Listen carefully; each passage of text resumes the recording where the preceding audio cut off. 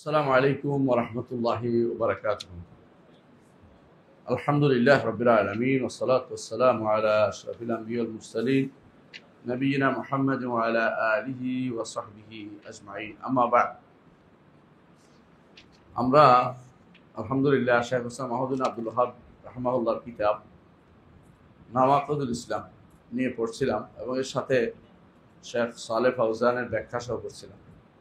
নাওয়াকিদুল ইসলাম, ইসলাম বিনষ্টকারী বিষয়সমূহ। আমরা বলেছিলাম ইসলাম বিনষ্ট করে উনি 10টি উল্লেখ করেছেন। এটা বাড়তে বাড়তে 1000 হইতে পারে, হিসাবে আরো বেশি হইতে পারে অবস্থা অনুসারে, কারণ এটার অনেকগুলো শাখা আছে। সেই হিসেবে 10টি উল্লেখ করেছেন। কেন? এই 10টি তখনকার সমাজে বহুল প্রচলিত ছিল, এখনো সেগুলি বেশি প্রচলিত। এগুলি আমরা প্র্যাকটিক্যালে যত বেশি দেখাবো তত বেশি লাভ। থিওরি অনেক বড় হতে পারে, কি কি কারণে শিরক হচ্ছে, কি কারণে হচ্ছে, ওটা তিনি উল্লেখ করেছেন। এই জন্য তিনি প্রথম না যা দিয়ে ঈমান নষ্ট হয় তা বলেছেন আশরিকু ফি ইবাদাতিল্লাহি তাআলা, আল্লাহর ইবাদতে শিরক করা। দলিল দিয়েছেন সূরা নিসার 48 নম্বর আয়াত এবং আয়াত ইন্নাল্লাহা লা ইয়াগফিরু আন ইউশরাকা বিহি ওয়া ইয়াগফিরু মা দুনা যালিকা লিমান ইয়াশা। আল্লাহ তাআলা তার সাথে শরীককারীকে ক্ষমা করবেন না, এর বাইরে যা আছে, এর চেয়ে নিচু পর্যায়ে যা আছে, শিরকের চেয়ে নিচু পর্যায়ে যা আছে, যার জন্য ইচ্ছা তাকে তিনি ক্ষমা করবেন। তারপর তিনি দলিল দিয়েছেন সূরা মাইদার 72 নম্বর আয়াত, ইন্নাহু মান ইউশরিক বিল্লাহ, নিশ্চয়ই যে আল্লাহর সাথে শরীক করবে, ফাকাদ হারামাল্লাহু আলাইহিল জান্নাহ, আল্লাহ তার জন্য জান্নাতকে হারাম করে দিয়েছেন। ওয়া মাওয়াহুন নার, তার ঠিকানা হবে জাহান্নাম। ওয়া মা লিয-যালিমিন মিন আনসার, জালেমদের কোনো সাহায্যকারী নেই। এরপরে তো উদাহরণ দিয়েছেন তিনি, যেমন আল্লাহ ছাড়া অন্য কারোর জন্য জবাই করা, কবরের জন্য জবাই করা, জিনের জন্য জবাই করা। তারপর বলেছেন এর মধ্যে বিখ্যাত হচ্ছে আল্লাহ ছাড়া কারোর জন্য ইবাদত করা, আশরিকু ফি ইবাদাতিল্লাহ, আল্লাহর ইবাদতে শরীক করা। এটা নিয়ে আমাদের আলোচনা চলছিল। আলহামদুলিল্লাহ আমরা এই পর্বে বিস্তারিত আলোচনা করেছি। আমি শুধু আজকে আগের অংশটা সারাংশ টেনে যাব।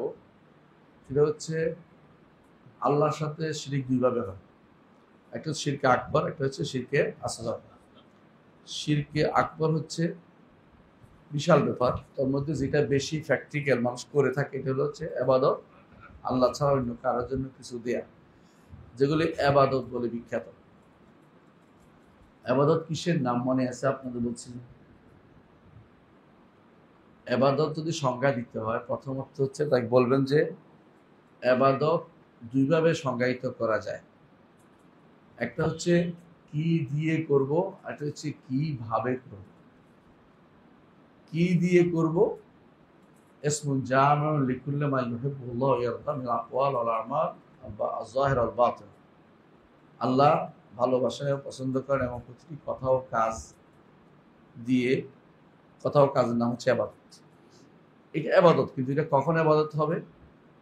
যখন কেউ আল্লাহর জন্য ইবাদত হবে, যখন কেউ এগুলিকে পরিপূর্ণ ভালোবাসা এবং বিনয় দিয়ে এগুলো আল্লাহর জন্য করে। হুব্বুন কামিল দুল্লুন তাম, এটা যদি কেউ আল্লাহর জন্য করে তখন সেটা ইবাদতে পরিণত হয়ে যাবে।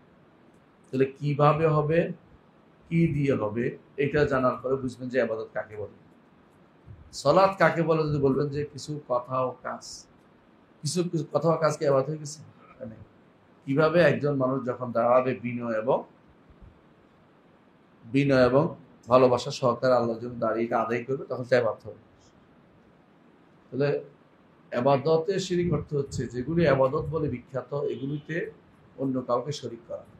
এটা কিভাবে যেমন হয়, কি দিয়ে তেমনি হয়।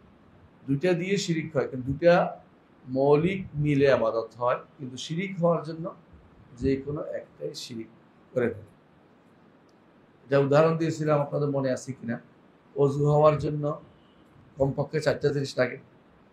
অজু না হওয়ার জন্য একটা না হইলে চলে, 2টা না হইলেও চলে, 3টা না হইলেও চলে, 4টা, মানে যে অজু না হওয়ার জন্য তো অনেক কিছুই হতে পারে। ঠিক আল্লাহর ইবাদত হওয়ার জন্য 2 সাইড লাগে, কি দিয়ে করব, কিভাবে করব। শিরক হওয়ার জন্য দুই সাইড লাগে না, যে কোনো একটাই যদি কোনো অন্য কারোকে দেন তাহলে সেটা কি হয়ে যাবে, শিরিক হয়ে যাবে।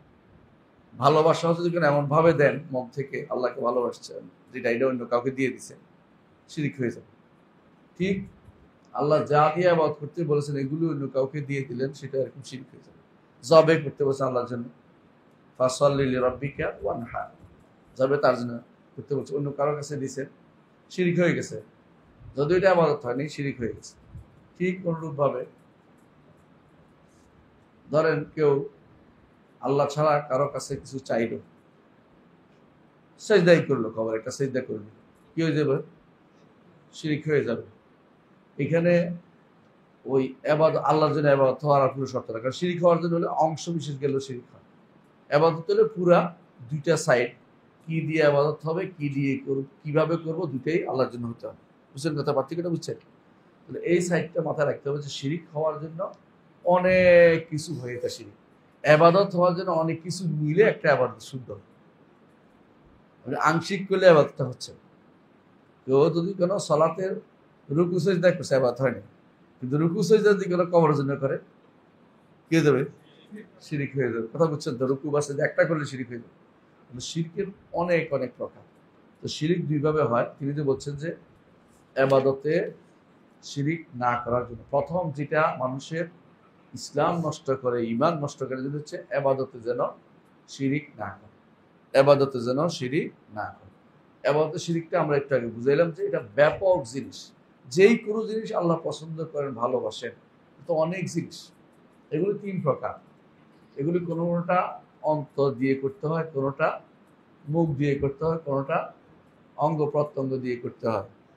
অন্তর দিয়ে করে কি, যেমন আল্লাহর প্রতি ভয়, হ্যাঁ, আল্লাহর কাছে আশা করা, আল্লাহর উপর ভরসা করা, হ্যাঁ, এগুলি কি অন্তরের ইবাদত। মনে মনে কবরের ভয়ে আপনি একদম মরে যাচ্ছেন, যেটা ভয় আল্লাহর হওয়া দরকার, শিরিক হয়ে গেছে, কিন্তু ঘরে বসে শিরিক হয়।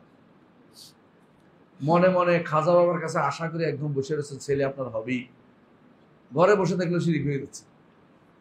বুঝলেন না কথাটা? অনুরূপ ভাবে আপনি রাস্তার পাশে যাওয়ার সময় দেখলেন যে একটা ভালো কবর বা মাজার, 10টা টাকা দিয়ে গেলেন, আমলে শিরিক হয়ে গেছে। বুঝতে পারছি? কিন্তু এটা কিন্তু দিলে আবাদত হইতো না, আবাদত আল্লাহর জন্য হইতো না। হ্যাঁ, এটা আবাদত হয়েছে, এর দূর আবাদত হয়েছে, এর দূর শিরিক হয়েছে। ফুল আল্লাহর জন্য আবাদত হয়নি। পুরো আল্লাহর জন্য যে আবাদত করতে হয়, কিভাবে করতে হয়, কি দিয়ে করতে হয়, এটা যে কোনো একটা অংশ দিলে কি হয়ে যায়, শিরিক হয়ে যায়। কথা বুঝছেন? তাহলে শিরকের প্রকারগুলো অনেক ভয়াবহ, অনেক বেশি হয়ে যায়। মানুষের চলাফেরা, উঠা বসা, চিন্তা চেতনার মধ্যে কি হয়, শিরিক হয়। কর্মকাণ্ডের মধ্যে শিরিক হয়, কথার মধ্যে শিরিক হয়, এবং মানুষের কলব দিয়ে নিয়তের মধ্যেও শিরিক হয়ে যায়, নিয়তের মধ্যে শিরিক হয়ে যায়। তাহলে শিরকের বিভিন্ন বিস্তারিত প্রকার আমরা ওই দিন আলোচনা করছিলাম। তো শিরিক, বড় শিরিক করলে কি হয় এটা বলছিলাম কিনা মনে নেই হয়তো, আজকে এতদিন পর আবার বলি। বড় শিরিকের 1 নম্বর যে ডিমেরিট বলেন বা ক্ষতি, সেটা হচ্ছে বড় শিরিক করলে একজন মানুষ কাফের হয়, মুশরিক হয়। অর্থাৎ কাফের হলে তার দ্বিতীয় গুলো হচ্ছে সে চিরস্থায়ী জাহান্নামে যাবে, হারাম, তার জান্নাত তার জন্য হারাম হয়ে যাবে, জাহান্নাম তার ঠিকানা হয়ে যাবে। আল্লাহ বলছেন তাদের কোনো সাহায্যকারী নেই। 3 নম্বর তাদের বিপদ হবে, সেটা হচ্ছে আল্লাহ তাআলা বলছেন যে তার জন্য ক্ষমা করা তিনি হারাম করেছেন, তার জন্য তিনি ক্ষমা করবেন না। শিরিককারী যদি তওবা করে না যায়, তাহলে তিনি ক্ষমা করবেন না। তওবার দরজা খোলা আছে, যতদিন আপনি ফিরে আসবেন আল্লাহর কাছে, আমি রব্বিনী যালামতু নাফসি ফাগফির, আল্লাহ ক্ষমা করে দিবেন। কিন্তু ক্ষমা করে আবার শিরিক করলে আবার বরবাদ হয়ে যাবে। এই জন্য শিরিক যেন না হয়, এটা খেয়াল রাখতে হবে আমাদের। আল্লাহ তাআলা বলছেন সূরা নিসা 38 নম্বর আয়াত, ইন্নাল্লাহা লা ইয়াগফিরু ইউশরাকা বিহি, তার সাথে শরীক করলে আল্লাহ ক্ষমা করবেন না। ওয়া ইয়াগফিরু মা দুনা যালিকা লিমান ইয়াশা, শিরকের নিচে যা আছে সেগুলোকে যার জন্য ইচ্ছা তাকে তিনি ক্ষমা করে দিবেন। এটা হলো 3 নম্বর বিপদ। 4 নম্বর বিপদ হচ্ছে শিরিক পূর্ববর্তী সমস্ত আমল বিনষ্ট করে দেয়। আমি সবসময় উদাহরণ দিয়ে থাকি, আপনার মনে আছে কিনা, মক্কাতে হজ করে তাওহীদ প্রতিষ্ঠা করছেন, লাব্বাইক পড়তে গেছেন, একেবারে তাওহীদের চরম পরাকাষ্ঠা দেখাইছেন, মদিনা যাইয়া রাসূল আমার জন্য সুপারিশ করেন, শেষ। শেষ করে দিছে, আমল সবই বরবাদ হয়ে গেছে। আগেকার দিনে যতগুলি আমল ছিল সব বরবাদ হয়ে গেছে, সালাত সব শেষ হয়ে গেছে। এই জন্য শিরিক শিখা দরকার, যে কোন কাজে শিরিক হয়ে যায়। গুরুত্ব এটা আপনার সমস্ত আমলকে বরবাদ করে দিবে, সমস্ত আমলকে বরবাদ করে দিবে। আল্লাহ তাআলা সূরা আনআমের 88 নম্বর আয়াতে বলছেন, নবীদের কথা উল্লেখ করছেন, অনেক নবীদের কথা উল্লেখ করে বলছেন, ওয়ালাউ আশরাকু লাহাবাতা আনহুম মা কানু ইয়ামালুন, যদি তারা শিরিক করত, তারা যত আমল করত সব সব আমল বরবাদ হয়ে যেত। আল্লাহ তাআলা তার নবী সম্পর্কে বলছেন, যিনি শিরিক করা থেকে দূরে, তারপরে তার সম্পর্কে বলছেন, লাইন আশরাকতা লায়াহবাতান্না আমালুকা, যদি আপনি শিরিক করেন আপনার সমস্ত আমল বরবাদ করে যাবে। তাহলে নবীর আমলও বরবাদ করে যদি শিরিক, তাহলে আপনার আমল কি থাকবে? থাকবে। 5 নম্বর মহাবিপদ, সেটা কি? শিরিক করলে দুনিয়ার বুকে যদি আল্লাহর শরীয়ত বাস্তবায়িত থাকতো, তো তাকে হত্যা করা, তার সম্পদ নেয়া, তার বিরুদ্ধে যুদ্ধ করা রাষ্ট্রের জন্য বৈধতা দিত, রাষ্ট্র সেটা করতে পারে দুনিয়ার বুকে। এইটা আগে যে বলছে সবগুলি আখিরাতের অবস্থা, দুনিয়াও তাদের হুকুম আকাম জারি হবে, তাদের কি করবেন না করবেন, তাদের সাথে মুআমালাত লেনদেন কি হবে এটা বলে দিচ্ছে। 5 নম্বর বিপদ হচ্ছে কি? তার জন্য শাস্তি, দুনিয়ার শাস্তি অপেক্ষা করতে, যদি রাষ্ট্রপ্রধান ইসলামিক হয়, তিনি শাস্তি দিতে চান, তাহলে এই শাস্তি তিনি দিবেন। এ হচ্ছে বড় শিরকের ভয়াবহতা।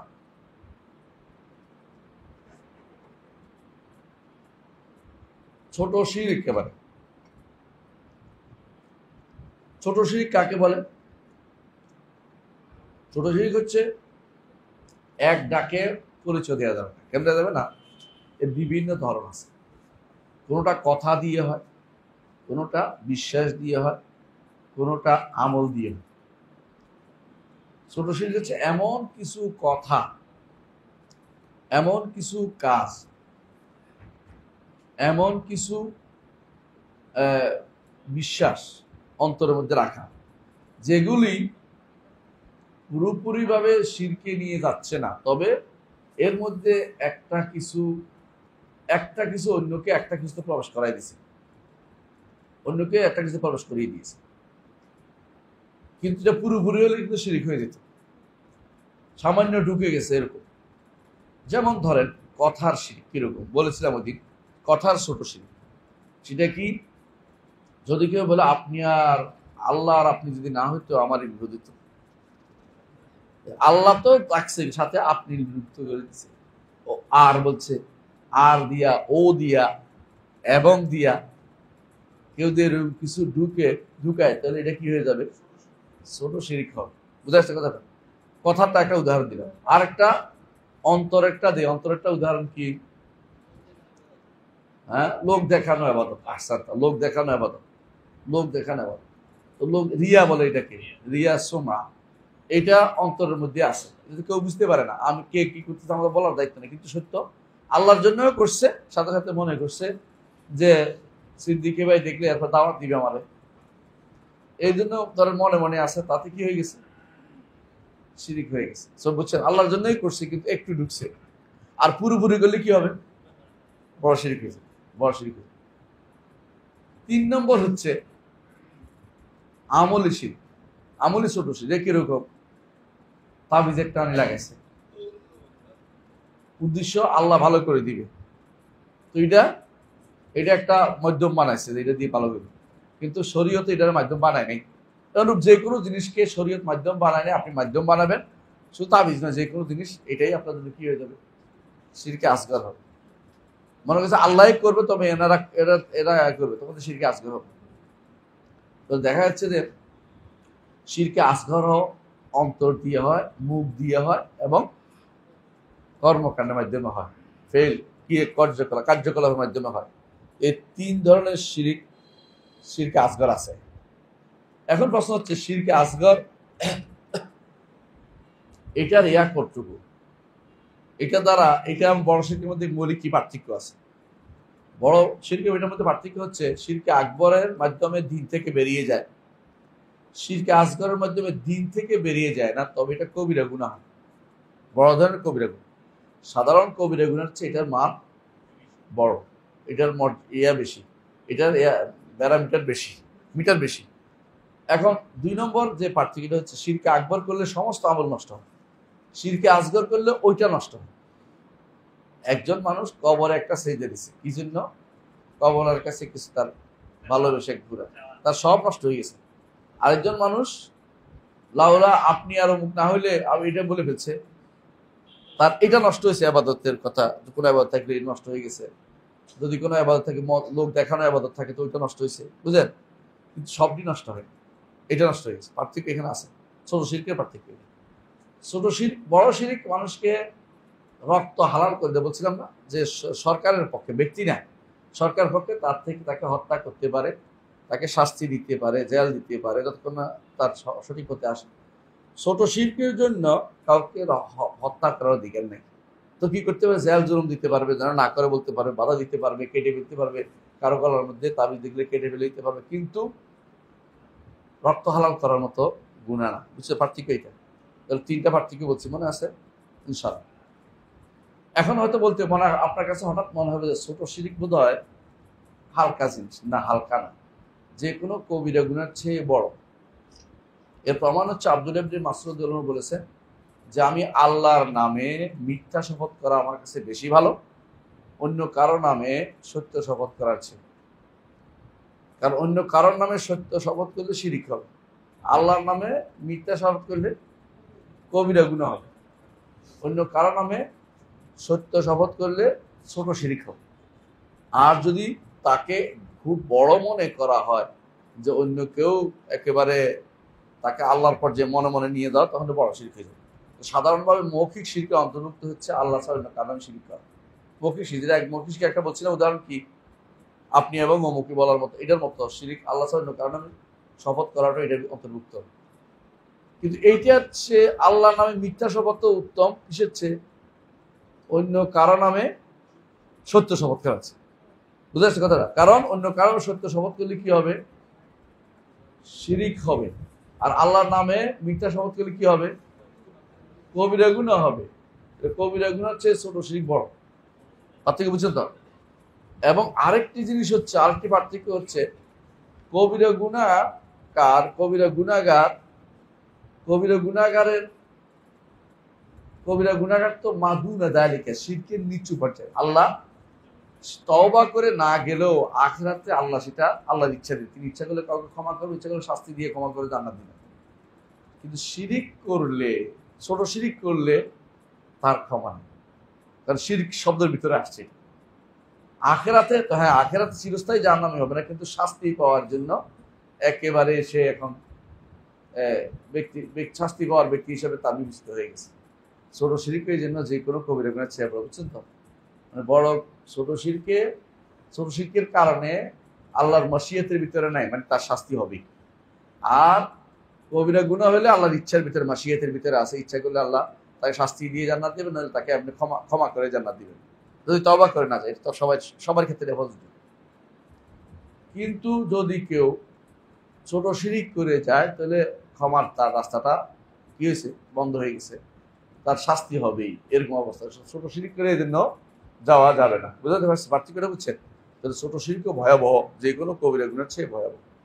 আচ্ছা, এখন আমি কয়েকটা সন্দেহ এবং তার উত্তর দিব। কেন? দেখা যাচ্ছে মানুষের ভিতরে যতই আমরা ওয়াজ করি না কেন, আপনারা যাদেরকে বিভিন্ন সময় আপনারা যাদেরকে মডেল, আইডল, আইকন কত কিছু বানাচ্ছেন, ওরা রসুলের কবরের কাছে শিরিক করতেছে, প্রমাণিত হয়ে গেছে। এখন বিভিন্ন সময় শুনে দেখেন, বাংলাদেশের হুজুররা যাইয়া কবরের কাছে শিরিক করে। এবং বাংলাদেশে হুজুর সাধারণ মানুষ বলে, মাইজ ভান্ডারী জনাব খাজা সাহেব, দেখেন আমাদের 3জন ছেলেকে পাশ করাই দিয়ে। দেখেন নাই আপনারা? দেখছেন আপনারা কত বড় শিরিক? আপনি চিন্তা করে দেখছেন কত বড় শিরিক? এটা মারাত্মক শিরিক। অথচ এটাকে হুজুরে করতেছে, হুজুরে ছাত্র নিজেই করাইতেছে। দরগা মসজিদ আছে, দরগা মাদ্রাসা আছে, বিশাল মাদ্রাসা, সারাদিন বুখারী, মুসলিম, আবু দাউদ, তিরমিজি পড়াচ্ছে। পাশে কি হচ্ছে? এটা শিরিক হচ্ছে। দরগাতে, শাহজালালের দরগাতে যদি কোনো কেউ এক গোলাপ জল ডালে, কি হইব? সঙ্গে সঙ্গে শিরিক, কোনো পার্থক্য না। একটা টাকা দিলে শিরিক, মান্নত করলে শিরিক, ওনাকে ডেকে কিছু চাইলে শিরিক। অথচ এটা কারা করে? সাধারণ মানুষকে। সাধারণ মানুষ তো আলেমদের অনুসরণ করে, আলেম নামের জালেমরাই তো এই কাজগুলি করে দিচ্ছে। এই জন্য শেখ হুসেন মাহমুদ আব্দুল্লাহ রহমতুল্লাহ তার বিভিন্ন কিতাবে, বিশেষ করে কাশ্মীর সুবহাতে, তিনি কিছু সন্দেহের কথা উল্লেখ করছেন যে আমরা যখন শিরকের কথা বলি অনেকে আমাদেরকে আক্রমণ করতে আসে। এর কারণ কি জানেন? তাদের কাছে শিরকে কর্মের মাধ্যমে কাজ করার শিরিক না, শুধু বিশ্বাসেরটা শিরিক। যদি কেউ একটা টাকা কবরে দেয় আর মনে মনে ঠিক আছে আল্লাহ শুধুমাত্র দিবে, তার কবরে দিছি কেন? দিছি আর কি। এদের নিকট কোনো শিরিক হয় না, আমাদের নিকটে শিরিক হয়েছে। কারণ দান করা কি এবাদত না? এবাদত কারে দিছে? আল্লাহ ছাড়া কারোর জন্য দিছে, বাস শিরিক হয়ে গেছে। ওদের নিকট শুধু বিশ্বাসের জায়গাটা বদলাইতে হইবে, মনে করতে হইবে যে এটা আল্লাহ, কবর আল্লাহ, আল্লাহ। অথবা এই শাহজালালের যে গজার মাছ, এটা আল্লাহ, নইলে যত কিছুই দেয় শিরিক হইব না। চিন্তা করে দেখছেন? এই জন্য কিছু সন্দেহ যেহেতু আছে, এই সন্দেহগুলো এখানে আলোচনা করতে চাই। এক নম্বর সন্দেহ হচ্ছে, তারা বলে থাকে এটা যে আরবের মুশরিকরা ওরা তো মূর্তির পূজা করত, আমরা তো মূর্তির পূজা করিনি, আমরা ওলি আল্লাহদের কাছে শুধুমাত্র চাচ্ছি, ওলি আল্লাহর প্রিয় বান্দা। ওরা তো মরার পর ওদের ক্ষমতা বেড়ে যায়। কারা মনে করে এটা? শশিনা সহ সবাই এটা মনে করে। শশিনা, তারপরে চরমোনাই, সরসিনা, চর যত সর আছে, যত রশি, 16 রশি, 22 রশি, মনে ওলি আল্লাহদের ক্ষমতা অনেক বেড়ে যায় মরার পরে। মরার পরে কেন বেড়ে যায় জানেন? ওদের অনেকে মনে করে তারা এখন ফানা বিল্লাহ হয়েছে, আল্লাহতে ফানা হয়ে গেছে। এখন তারা এখন বাকা বিল্লাহ, আল্লাহ যা করতে পারে তারাও তা করতে পারে। তাদের হাত দলিল দেয়, আমি তার হাত হয়ে যায়, আমি তার চোখ হয়ে যায়, এগুলি দিয়ে দলিল দিচ্ছে। নাউজুবিল্লাহ। এগুলি আসলে সর্বস্ববাদের অংশ, যেটা আগে তারা মনে করতো হিন্দু ধর্মটা ছিল সর্বস্ববাদ। এরা এখন মরার পরে তাদের পীরদেরকে এরকম কিছু মনে করে। এই জন্য তারা বলে যে আরবের মুশরিকরা মূর্তি পূজা করতো, আমরা তো মূর্তি পূজা করছি না, আমরা তো ওলি আল্লাহদেরকে সন্তুষ্ট করতেছি। কারণ আল্লাহ বলছে আলা ইন্না আউলিয়া আল্লাহি লা খাউফুন আলাইহিম ওয়া লা হুম ইয়াহজানুন, আল্লাহর ওদের কোনো ভয় নাই, কোনো পেরেশান হবে না। যদি পেরেশান যদি না হয়, ওলি আল্লাহদের খুশি করলে আল্লাহ খুশি। অর্থ ঠিক আছে? এই কথা ঠিক নাই, এটাই হচ্ছে শিরিক, এটাই হচ্ছে শিরিক। কারণ কি?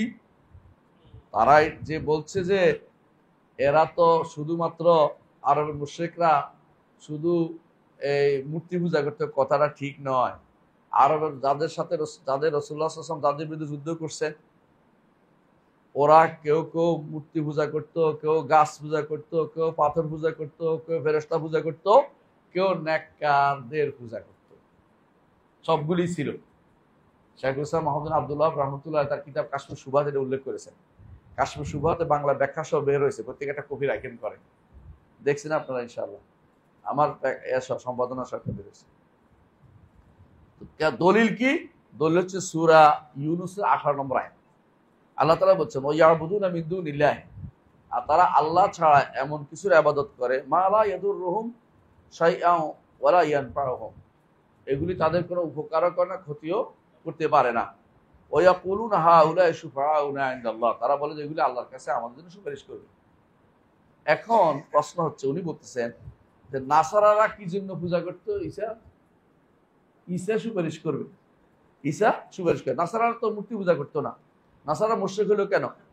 যে নাসারাদের কথা বলছে, নাসারা তো মুশরিক।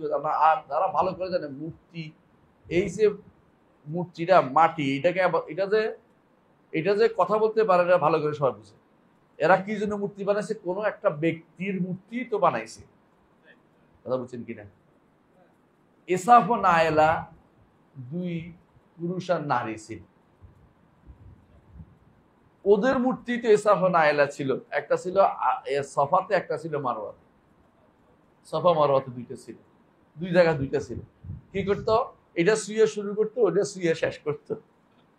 মানে এসফ নাইলা এটা দিয়ে শুরু করতো, ওটা শুয়ে শেষ করতো, মূর্তি দুইটা। এদের দেখেই তো মানুষই তো, এদের মানুষই তো ছিল, ওলি আল্লাহ তো ছিল। তো এই তারা বলে যে তারা শুধুমাত্র শুধু মূর্তির পূজা করতো, মূর্তির জন্য মাটির জন্য মাটি পূজা করে না। এই জন্য এখনো হিন্দুরা মূর্তি বানাইয়ার পরে বলে প্রাণ স্থাপন করে।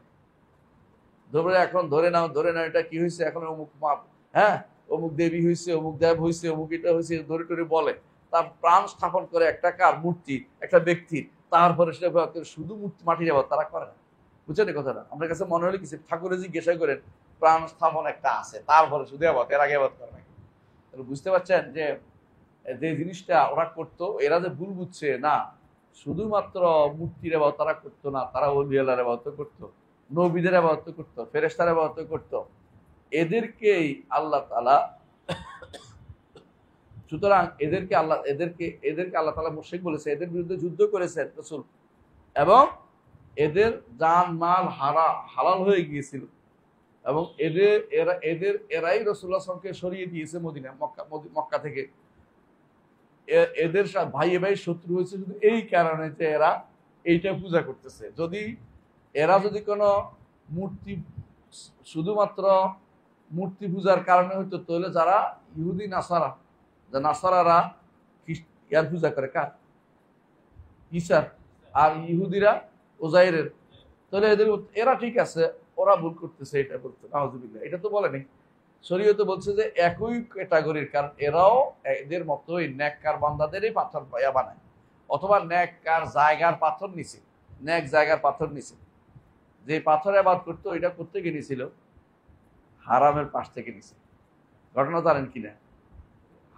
মক্কা থেকে আওলাদ ইসমাইলকে জোর করে বের করে দেয় ওর মামারা জুরহুমরা। তো বের হওয়ার সময় তারা চলে যায়, যাওয়ার সময় মক্কার পাথর নিয়ে গেছে, সবাবাতাল্লি মক্কার ভালোবেসে। তখন দূরে যখন গেছে, এখন তাদের মনে হয়েছে মক্কা তো আমাদের কাছে নাই, তোয়াফ করতে পারতেছি না, তখন তারা পাথরটা দিয়ে চারপাশে তোয়াফ শুরু করে দিয়েছে। এটা ইবনুল কালবি তার আসনাম কিতাবে লিখছে, এবং এটা একটা ঘটনা, বাস্তব ঘটনা। এই কারণ বোঝা গেছে মূলত তারা একটা বড় কুদসিয়া পবিত্রতার একটা জিনিসকে নিয়ে তারা শুরু করে দিয়েছে। শুধু পাথরকে কেউ ইবাদত করে না, কারণে কারণে পাথরকে একটা প্রাণ স্থাপন করে, অথবা পাথরকে কোনো একটা মূর্তির কোনো একটা কিছুর একটা প্রতীক মনে করে, তারপরে শুধুমাত্র তারা ইবাদত করে। সুতরাং তোমরা যে বলছো যে এরা মূর্তি পূজা করতো, আমরা তো অলি আল্লাহদের কথা কাছে চাইতেছি, কথাটা একই রকম, যতই তুমি পেশাল পারো না, কোনো কাজ হবে না। কথা বুঝছেন কিনা? এই জন্য কোনো পার্থক্য নাই, যে কেউ কবরের পূজা করবে, গাছের পূজা করবে, পাথরের পূজা করবে, অলির পূজা করবে, একই হুকুম, কোনো পার্থক্য নাই, কোনো পার্থক্য নাই। জিনের পূজা করবে, অথবা কেউ ফেরেশতার পূজা করবে, মানুষের পূজা করবে, একই কথা, কোনো পার্থক্য নেই। আল্লাহ ছাড়া অন্য কাউকে যদি সেখানে আপনি স্থান দেন ইবাদতের জায়গাতে, সেটাই আপনার জন্য শিরক হয়ে যাবে। সুতরাং ওদের এই সন্দেহ গ্রহণযোগ্য হবে? তাদের দ্বিতীয় সন্দেহ হচ্ছে এটা যে ওরা তো ওদের কাছে চাইতো, কার কাছে? মূর্তির কাছে চাইতো। আমরা তো মূর্তির কাছে চাচ্ছি না, আমরা মূর্তির সুপারিশকারী বানাচ্ছি, মূর্তি সুপারিশ করবে। প্রথমটা বুঝছেন তো? প্রথমটা হচ্ছে কি, এরা মূর্তির কাছে গেছে, আমরা অলি আল্লাহর কাছে গেছি, দুইটার মধ্যে পার্থক্য, একটা প্রাণ আছে, একটা প্রাণ নাই। এখন বলতেছে না, ওরা মূর্তির কাছে চাইতো, আমরা মূর্তির কাছে চাচ্ছি না। আমরা বলছি মূর্তি কি, আমরা কিছু অলি আল্লাহরা সুপারিশ করবো, আল্লাহর ওলি সুপারিশ করবো। হ্যাঁ, এই জিনিসটা যে ভুল, এর প্রমাণ হচ্ছে যে আল্লাহ তাআলা সূরা ইউনূসের 18 নম্বর আয়াতে বলছেন, ওয়ায়াবুদুনা মিন দুনিল্লাহি মা লা ইয়াদুররুহুম ওয়া লা ইয়ানফাউহুম। আর তারা ইবাদত করে আল্লাহ ছাড়া এমন কিছু যা তাদের ক্ষতিও করে, উপকারও করে না। ওয়ায়াকুলুনা হাউলাই শুফাউনা ইনদাল্লাহ। তারা বলে যে এরা আল্লাহর কাছে আমাদের জন্য সুপারিশ করবে। তাহলে তারা মূর্তির কাছে কি চাইতো? সুপারিশ চাইতো। তোমরাও তো একই কথাই বলছো, সুপারিশ তোমরাও চাচ্ছ যে মূর্তি যেন আল্লাহর কাছে সুপারিশ করে, আর তুমি বলছো ওলি আল্লাহ যেন আল্লাহর কাছে সুপারিশ করে। পার্থক্য কি? কোনো পার্থক্য হইলো? লা ফারক, কোনো পার্থক্য হয় নাই। পার্থক্য হচ্ছে একটা, যে এটা কবর, আর এটা কবর দেখা যায় না, উঁচু কবর, সৌধ বানাইছো, আর ওইটা হচ্ছে একটা পাথর অথবা একটা কিছু বানাইছো, গাছ। এর মধ্যে কোনো পার্থক্য নেই। এটা অলি আল্লাহর কবর আর এটা অলি আল্লাহর নামে একটা প্রতীক, পার্থক্য, এটা আর কোনো পার্থক্য নেই। এরাও মনে করে যে এরা সুপারিশ করবে, এরাও মনে করে সুপারিশ করতে, পার্থক্য হলো কি? এই সুপারিশের জন্যই তো নিষিদ্ধ হয়েছে, কারণ আল্লাহ তাআলা কোরআনে কারীম বলেছেন, কি বলেছেন? যে মা না'বুদুহুম ইল্লা লিয়ুকাররিবুনা ইলাল্লাহি যুলফা।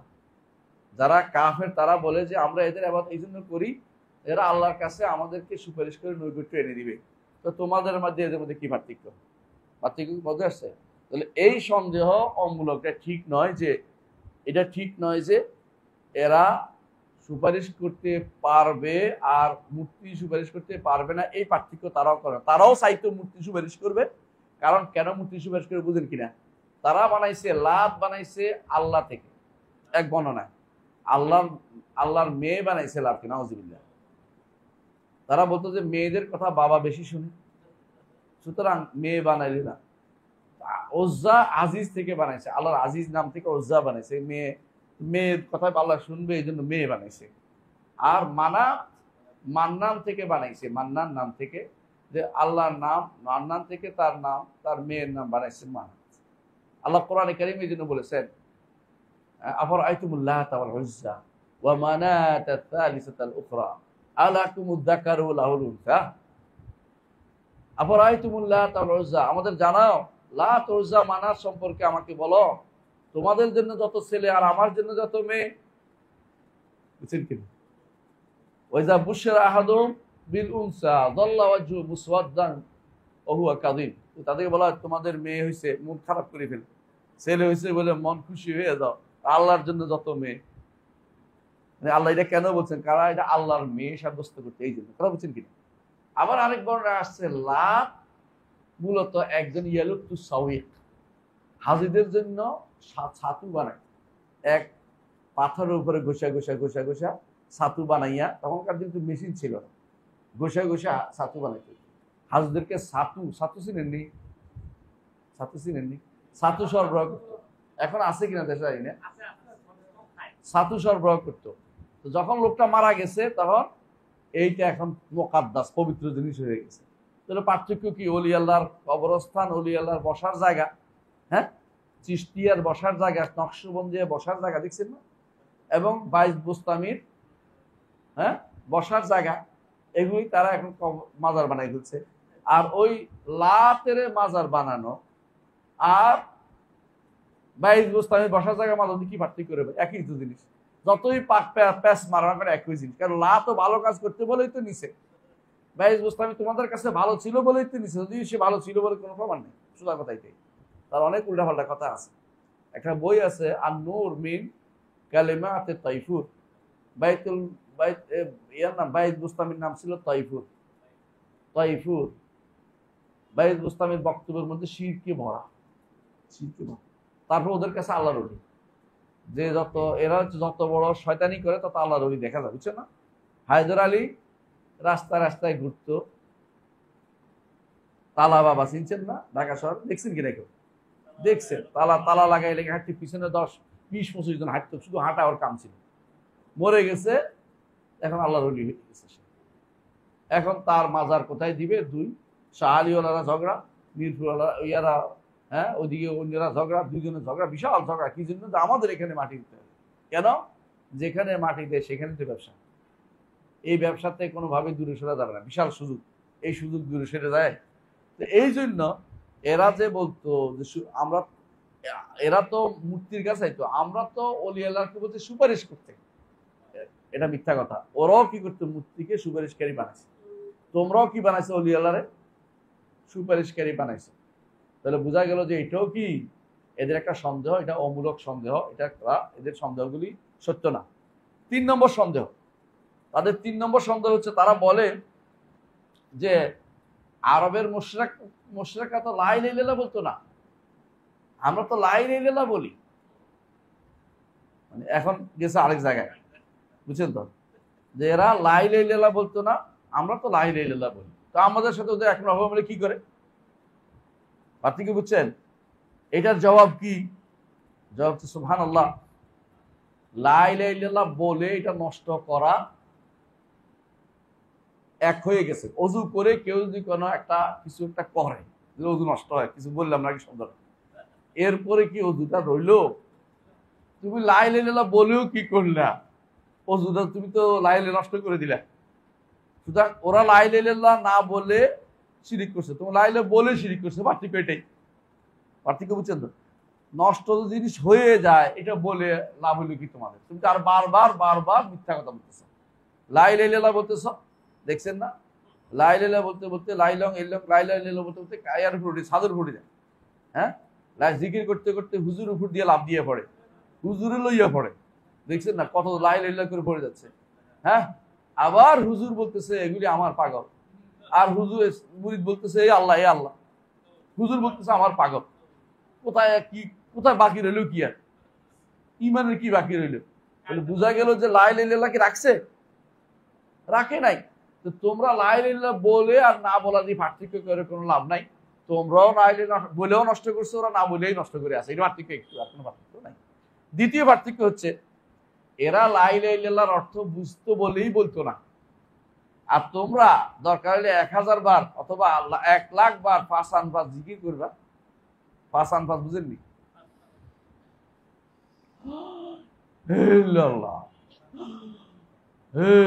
এটা পাঁচ আনফাস নাম দিছে। পাঁচ আনফাস মানে আনফাসের পাস করতেছে, বুঝছেন তো? পাঁচ আনফাস নিঃশ্বাসের পাস করার মাধ্যমে, পাস করার মাধ্যমে জিকির করতেছ। এই জিকিরের কি লাভ রে ভাই? যেই জিকিরে তুমি মুখস্থ করে করে চালাচ্ছ, হ্যাঁ, আবার এটার অর্থও তুমি বুঝো নাই, ইলা অর্থ বুঝো নাই, লা ইলাহা ইল্লাল্লাহ অর্থ বুঝো নাই। আরবরা কেন বলতো না এটা? কারণ তারা জানে যে লা ইলাহা ইল্লাল্লাহ বলা একটা বিপ্লব, লা ইলাহা ইল্লাল্লাহ বলা একটা পরিবর্তন। লা ইলাহা ইল্লাল্লাহ বলা অর্থ হলো আমার আর কারো কাছে ধর্ণা দিতে পারবো না। তুমি লা ইলাহা ইল্লাল্লাহ বলো আবার শিরকও করো, তো লা ইলাহা ইল্লাল্লাহ দিয়ে পার্থক্য করার কোনো সুযোগ নাই। যে আমরা লা ইলাহা বলে ওরা তো বলতো না, লা ইলাহা বলে তোমার তো নষ্ট করে দিচ্ছে, এটা এক নম্বর। দুই নম্বর হচ্ছে তারা লা ইলাহা অর্থ বুঝতো বলে বলতো না, তুই না বুঝে সারাদিনই বলো, তোমার বলার দ্বারা কোনো লাভের কিছু গন্ড হচ্ছে না। কথা বুঝতে পারছি? কয়টা সন্দেহ গেল? 3টা গেছে। তাদের 4 নম্বর সন্দেহ হচ্ছে এটা যে আরবের মুশরিকরা পাথর পূজা করত, গাছ পূজা করত, অথবা বিভিন্ন যেগুলি নির্জীব প্রাণের পূজা করত। কিন্তু আমরা তো তাও ওসিলা দিয়ে করছি, আমরা তো পূজা করি না, ওসিলা দিচ্ছি। তো পূজার ওসিলার মধ্যে তোমরা কেন পার্থক্য করো না? হ্যাঁ, জায়গা মধ্যে হচ্ছে আমাদের, তাই না? এটার জবাবটা কি? জবাবটা হচ্ছে এটা, আরবের মুশরিকরা তারা ও মাধ্যম হিসেবেই নিত। তারা কি করতো? মাধ্যম হিসেবে। তোমাদের সমস্যা হচ্ছে একটাই, ওসিলা আর মাধ্যম এক জিনিস বানাই ফেলছো। কথা বুঝছেন কিনা? ওসিলা শব্দের কোরআন এবং সুন্নায় কোথাও মাধ্যম অর্থ আসে নাই। এটা ওসিলা শব্দ মাধ্যম আসছে এখন উর্দু ভাষায়, ফার্সি ভাষায়, বাংলা ভাষায়, তুর্কি ভাষায় ওসিলা অর্থ মাধ্যম। কারণ কোনো কোনো শব্দ ফার্সি উর্দু ভাষায় আছে, এই শব্দ ঠিক আরবিতে আছে, কিন্তু একই অর্থে না। যেমন উদাহরণ দিয়ে আমি সবসময় বলে থাকি, গোলাম শব্দের অর্থ ফার্সিতে হচ্ছে, উর্দুতে হচ্ছে, গোলাম অর্থ হলো খাদেম, সেবক। কিন্তু আরবিতে গোলাম অর্থ দাস, আর গোলাম অর্থ ছেলে, দুই অর্থ হয়। বুঝা যাচ্ছে? যুবক ছেলে, দাস অর্থ হয় না। এই জন্য যদি আরবি ভাষায় কেউ বলে গোলাম, তখন সে রাগ করে না। কিন্তু বাংলাতে কেউ যদি বলে তুই তো গোলাম, কি হয়? রাগ করে না? ভীষণ রাগ করে। কি আপনি আমাকে গোলাম বানিয়ে দিলেন, আউযুবিল্লাহ। হ্যাঁ, কিন্তু আরবি ভাষাতে গোলাম অর্থ কি? যে টকবগে যুবক, হে খুশি হইবার। রাসূল এই জন্য বলছেন, ইয়া গোলাম ইন্নী উআল্লিমুকা কালিমাত, হে যুবক তোমাকে কয়টা কালেমা শিক্ষা দিব। খুশি হয়ে গেছে কে? ইবনে আব্বাস। ইবনে আব্বাস কি দাস ছিল নাকি? তাহলে ইবনে আব্বাস কি ছেলে হিসাবে আসছে। আবার গোলাম অর্থ দাস হিসাবেও আছে। রাসূলুল্লাহ সাল্লাল্লাহু আলাইহি ওয়াসাল্লাম বলেছেন, তোমাদের কেউ যেন তার দাসকে গোলামি না বলে। কেন? সে যেন বলে দাস না বলে, কি বলে যেন? আমার যুবক বলে, যাতে করে কারো অন্তরে আঘাত না আসে। তাহলে বুঝো, দাস এবং ভাষা শব্দ একটাই, কিন্তু আরবি ভাষা এক অর্থ, ফার্সি উর্দু ভাষায় আরেক অর্থ। ওসিলা শব্দটির এরকম হচ্ছে ঘটনাটা, কথা বুঝাতে পারছি? ওসিলা শব্দটির মূল অর্থ হচ্ছে নৈকট্য, যা দিয়ে নৈকট্য অর্জন করা যায়। তাকাররুব, ওসিলা অর্থ দিয়ে যা দিয়ে নৈকট্য অর্জন করা যায়। আয়াতটা হচ্ছে সূরা মায়েদার 35 নম্বর আয়াত। আল্লাহ তাআলা বলছেন, ইয়া আইয়ুহাল্লাযীনা আমানুত্তাকুল্লাহা, হে ঈমানদারগণ আল্লাহর তাকওয়া অবলম্বন করো, ওয়াবতাগু ইলাইহিল ওয়াসিলা, আর তার কাছে ওসিলা তালাশ করো, তার কাছে ওসিলা তালাশ করো। কথা বুঝছেন? তার কাছে ওসিলা তালাশ করো, ওয়াবতাগু ইলাইহিল ওয়াসিলাতা, অর্থাৎ তার কাছে যাওয়ার জন্য নৈকট্য খোঁজো, নৈকট্য যেটা পাও।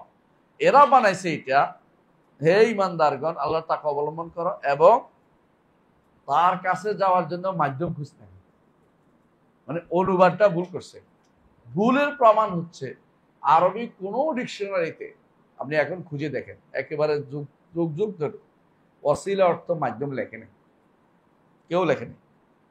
দ্বিতীয় ভুলের প্রমাণ হচ্ছে এই আয়াতের তাফসীর তো মুফাসসিররা করছে না। 1200 হিজরি পর্যন্ত, হিজরি 1200 শতক পর্যন্ত কেউ ওসিলা অর্থ মাধ্যম করেনি। 1200 কেন বললাম? 1200 হিজরিতে এসে যখন বিভিন্ন ভাষায় তাফসীর আরম্ভ হলো, তখন প্রত্যেকে তার মতো করে শব্দটা বুঝে গেছে। এই জন্য রুহুল বায়ানের লোক ইহসান হাক্কি ব্রুসাউই, হ্যাঁ, ইসমাইল হাক্কি ব্রুসাউই, ব্রুসা কোথায় জানেন? ইউরোপে। ওখানকার এক লোকে কতক্ষণ তাফসীর একটা লেখছে, কতক্ষণ লেখছে তুর্কি ভাষায় তাফসীরের মধ্যে, কতক্ষণ আরবি ভাষায়, কতক্ষণ ফার্সি ভাষা, মানে যে যেমন ফার্সি আমি লিখছে, ওইটার মধ্যে সর্বপ্রথম সে ওসিলা অর্থ লিখছে মাধ্যম। ভুলটা করতে গিয়ে আসছে তার নিজের ভাষায় কোরআন বুঝতে চেষ্টা করেছে। কোরআন যেই ভাষায় নাজিল হয়েছে ওই ভাষায় সে বোঝার চেষ্টা করে নাই। আমরা যদি চ্যালেঞ্জ দিচ্ছি যে কোনো ডিকশনারি দিয়ে দেখা ওসিলা অর্থ মাধ্যম দেখাইতে পারবে না, এবং আগের কোনো তাফসীরেও সেটা নাই। তাহলে এত বছর পর্যন্ত ওসিলা অর্থ সবাই কি বুঝছে? নৈকট্য। আপনি এখন এসে ওসিলা অর্থ কি বুঝছে? মাধ্যম। এর চেয়ে দুর্ভাগ্য আর কি হইতে পারে আমাকে বলে? এই জন্য আমরা বলি, আপনি যে ওসিলা খুঁজতেছেন, বলতেছেন যে আমরা আরবের মুশরিকরা তো গাছের ইবাদত করত, পাথরের ইবাদত করত, নির্জীব জিজে বস্তুর ইবাদত করত, আমরা তো এদেরকে ডাকতেছি ওলিয়ালাদেরকে, এদের শুধুমাত্র ওসিলা দিচ্ছি। আপনার ওসিলা শব্দটাই বলছি। ওসিলা অর্থ কি? আপনি নৈকট্য দিতেন, আরেকজনের নৈকট্য আপনি দিবেন কি করে? আপনি নৈকট্য অর্জন করতে বিষয়টা আসতেছেন, আপনি চাচ্ছেন মাধ্যম বানাইতে, ওই মাধ্যম তো আল্লাহর শরীয়তে নাই, ওই মাধ্যম আল্লাহর শরীয়তে নাই। আপনি এই মাধ্যম বানাইতে পারেন না, এই মাধ্যম বানাইতে পারেন না। বুঝে আসছে কথাটা? এখন যদি কেউ বলে মাধ্যম বানানোর মাসআলা কি, এটা আসবে সামনে, আমি দ্বিতীয় এটা আলোচনা করব। এটা দ্বিতীয় নাকসের মধ্যে আছে, দ্বিতীয় অংশ, মানে যেটাতে দ্বিতীয় যেটাতে ইমান চলে যায় ওইটার মধ্যে আসবে। এই জন্য এটা আলোচনা করতেছে। শুধু এটাই বলবো যে তারা এখানেও কি করছে? ভুল করছে, যে ওসিলা অর্থ মাধ্যম বানাইছে। আসলে ওসিলা অর্থ কি? নৈকট্য। সুতরাং আপনি মাধ্যম বলে যা ধরছেন, এটা আরেকটা ইমান হারানোর কারণ। মাধ্যম দিয়ে কাউকে ডাকা এটা ইমান হারানোর একটা কারণ। বিস্তারিত আলোচনা আসবে সামনে, কোনো সময় এটা ইমান হারানোর কারণ হয়ে যায়, এটা আমরা বিস্তারিত আলোচনা করবো। তাহলে আপনি যে বলতেছে যে আপনারা তো, ওরা তো আরবের মুশরিকরা পাথর ইবাদত করতো, তাদেরকে ডাকতো, তাদেরকে এটা করতো, কারণ তারা তো এদেরকে মাধ্যম বানাইতো না, হ্যাঁ, বরং আমরা ওসিলা নাম দিয়ে মাধ্যম বানাচ্ছি। এই কথাটা শুদ্ধ না। তারাও মাধ্যম বানাইতো, তোমরাও মাধ্যম বানাও, পুরো পার্থক্য। তারাও মাধ্যমই বানাইতো। তারা কি জন্য মাধ্যম বানাইতো? তারা মাধ্যম বানাইতো এই জন্য যে আমরা এদেরকে দিলে আল্লাহ খুশি হবে, এদের মর্যাদা আছে আল্লাহর কাছে, এদের কি আছে? বিশাল মর্যাদা। এদেরকে মাধ্যম দেখলেই আল্লাহ, আর কোনো কথা নাই, সঙ্গে সঙ্গে অনুমোদন করে ফেলাইবে, এই আশায় বসে। আপনিও ঠিক, কারণ ওরা কি মনে করতো? লাতকে আল্লাহর মেয়ে, বুঝেন নাই? মনাতকে আল্লাহর মেয়ে, এদের আল্লাহর মেয়েদের মর্যাদা, নাউজুবিল্লাহ, আস্তাগফিরুল্লাহ, এই জাতীয় মর্যাদা ধরেই তো তারা ওর কাছে নিয়েছিল। যে কোনো পাথর তো পূজা করে নাই, হ্যাঁ, লাত মানাত ওজা ইসাফ নাইলা ছাড়া এরা যে কোনো পাথর দেখলে কি পূজা শুরু করতো না? তা করতো না। বোঝা গেল এরাও মাধ্যম বানাইয়েই এবাদত করছে, তোমরাও মাধ্যম বানাচ্ছ, অথচ ওসিলা অর্থ কি নয়? মাধ্যম না, যেটা আসবে আমাদের আলোচনার ভিতরে। তাহলে বোঝা গেল যে এই কয়টা সন্দেহ বলছি? 4টা। এই সন্দেহগুলি যুগ যুগ ধরে চলে আসছে, যুগ যুগ ধরে চলে আসছে। এখনো এই যে ফরানবন্দির লেখক কি নাম জানি শক্তি, হ্যাঁ, আপনাদের যুবকরা তো একবার পাগলের মতো হুমড়ি খেয়ে পড়ে তার উপর শিরকে কথা বলতেছে, বলছে মদিনা যাইয়া বলতেছে রাসূল আপনার কাছে প্রাণ খুলে দিলাম, রাগ করিয়েন না, মনে ধরো দরদি কথা, রাগ করিয়েন না, রসুলের কাছে আপনি আল্লাহর কাছে কইয়া দেন। এই বেটা আমাদের পুলিশে আমার তামতে দেয় না, মানে আবার পুলিশের কথা বলতেছে, বুঝছেন, নলেজ দিতে আছে। হ্যাঁ, কি মনে করছেন আপনি রসুল্লাহ আপনার এগুলি শুনে না? কিচ্ছু শুনে রসুল্লাহ এগুলি শুনে না। রসুল কি শুনে? সালাত ও সালাম তার কাছে পৌঁছানো হয়, তিনি জবাব দেন, কিন্তু আপনার কোনো বক্তব্য তিনি শুনেন না। আপনি এখানে ওরা বাড়তি বক্তব্য দেওয়ার অর্থ হচ্ছে আপনি নিজের ঈমান ধ্বংস করা। আমাদের বাংলাদেশি যে অনেকে হজ উমরা করতে যায়, যাওয়ার সময় বাংলাদেশের যে ধর্ম মন্ত্রণালয়ের পক্ষ থেকে একটা বের করছে হাজিদের জন্য হজ উমরা জিয়ারার একটা বই বের করছে, গাইড। ওইটার মধ্যে শেষের দিকে আছে মদিনা জিয়ারতের সময় আপনি মদিনা যাইবেন, যাইয়া বলবেন আবু বকর রাদিয়াল্লাহু আনহু দুনিয়ার বুকে কেউ যদি কোনো রসুলের কাছে ভয় পাইতো আপনার কাছে আসতো, এরপর ওমরের কাছে বলবেন এটা, আপনি সুপারিশ করেন রসুলের কাছে, এরপর রসুলের কাছে আবার আসবেন, আচ্ছা রসুলকে বলবেন রসুল আমার এই সমস্যা আপনি ব্যবস্থা নেন। অথবা এই যে জিনিসটা শিখেছি পুরোটা শিরিক শিখে দিচ্ছে, পুরো শিরিক শিক্ষা দিচ্ছে। আপনি পড়ে দেখেন বইটা, যদি কেউ নিয়ে আসে, কারো কাছে আছে কিনা দেখেন, বাইরে নিয়ে দেখবেন যে পুরো শিরিক শিক্ষা দিচ্ছে। আছে কারো কাছে বইটা, না থাকে আলহামদুলিল্লাহ, এটা আমার ইমানের পরিচয়, এটা থাকতে আস্তে আস্তে শিরিক হয়ে দেবো। এটা আমি আমাদের হাজি সাহেবরা নিয়ে যায়, দেখি যে নিয়ে যায়। হ্যাঁ, বিশেষ করে সরকারি হাজিদের তো হাতে হাতে থাকে, বেসরকারি হাজিরাও যদি সুযোগ পায় অন্যরা দিতে চেষ্টা করে। হজ মৌসুমে প্রত্যেকে তার উদ্দেশ্যের জন্য লেগে থাকে। কবর পূজারীরা একটা করে, মাজার পূজারীরা একটা করে। কেমন কবর পূজারীরা এখন হজে নিয়ে যায় কেন জানেন? কবর পূজার সবক দেওয়ার জন্য। পীরেরা হজে নিয়ে যায় পীরগিরি সবক দেওয়ার জন্য। তাকে এই 43 দিনে পীর একটা মুরিদ বানিয়ে ছাড়বে, তাকে মোরাকাবা মুশাহাদা মানে মরা কাউয়া ধরার জন্য, মরা কাক ধরার জন্য শিখাবে, কিভাবে ধরতে পারে, এই পুরো শিরকি শিক্ষা দিবে। এই জন্য দেখবেন পীরের পাগলের মতো তার প্রতি বছর একবার হজের জন্য যাওয়ার ব্যস্ত হয়। মুরিদেরাও চায়, বড় মুরিদেরা এদেরকে হজে পাঠাবে যেন আরো মানুষ শিরকি মুশরিক হয়েছে। সেই সময় জন্য আলেমরা প্রত্যেক দৃষ্টিতে একটা একটা থাকা দরকার, সাবধান করার জন্য দরকার। এই জন্য যার তার সাথে যাবেন না হজে। হজে যাওয়ার জন্য অবশ্যই আপনি একজন সালাফি আলেম খুঁজবেন, যার সাথে গেলে আপনার ঈমানটা শুদ্ধ থাকবে, আপনার হজটা শুদ্ধ হবে। মানে আপনাকে যে কোনো মুহূর্তে আপনার ঈমানটা নেওয়ার জন্য শয়তান তো বসেই আছে, আর এত সহযোগিতা সুযোগ নিচ্ছে। এই জন্য হজ মৌসুমে প্রত্যেকটি গোষ্ঠী তার হজের দাওয়াতের জন্য বের হয়। আপনি বেরোবেন ঈমানের দাওয়াতের জন্য, এরা বের হয় তার উদ্দেশ্য সাধনের জন্য, হজের ভিতরে তার দাওয়াতটা দেওয়ার জন্য। কথা বলছেন কিনা? তো এইটা আমরা কেন বললাম যে এরা যত রকমের সন্দেহ নিয়ে আসুক না কেন, আল্লাহ তাআলা কোরআনে কারীম বলছেন, বা আল্লাহ তাআলা কোরআনে কারীম বলছেন যে ফাইয়াদমাগু ফাইদা হুয়া জাহিদ, হ্যাঁ, যে বাতিলের উপরে দিয়ে হককে তিনি আঘাত করবেন, তাহলে হক বাতিলের কে দেমাগ বের করে দেবে।